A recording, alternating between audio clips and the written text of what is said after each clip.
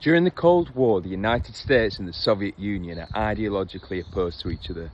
They're fundamental enemies. Despite this, Presidents Ronald Reagan and Mikhail Gorbachev begin to develop bonds of trust that help bring about an end to the Cold War.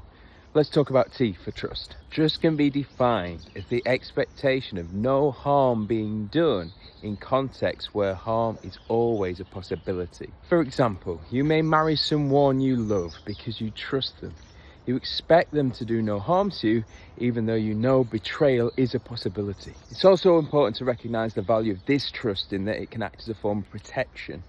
If you love someone but you think that they will betray you, then you will not or should not marry them. In his book, Trusting Enemies, Nicholas Wheeler asks us to consider the role that face-to-face interactions can play in international politics, even between enemies. US President Ronald Reagan explained himself that when he met Mikhail Gorbachev, shook his hand and looked into his smile, he knew that progress could be made.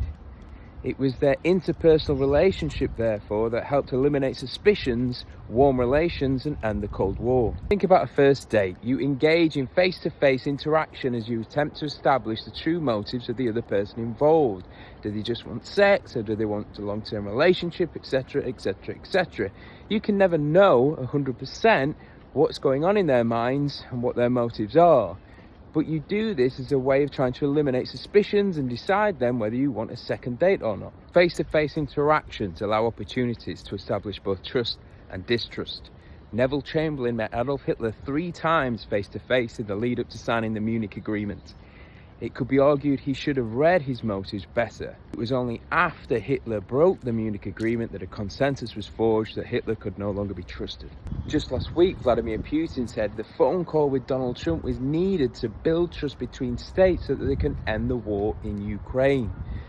But since Putin invaded Ukraine in the first place, I'll let you decide whether you can trust him or not. Overall, creating platforms and windows of opportunity for world leaders to have these face-to-face interactions is extremely important. Remember this the next time you hear that the United Nations is useless or nothing but a talking show. Anyway, I'm done for today. Much love. Have a good weekend.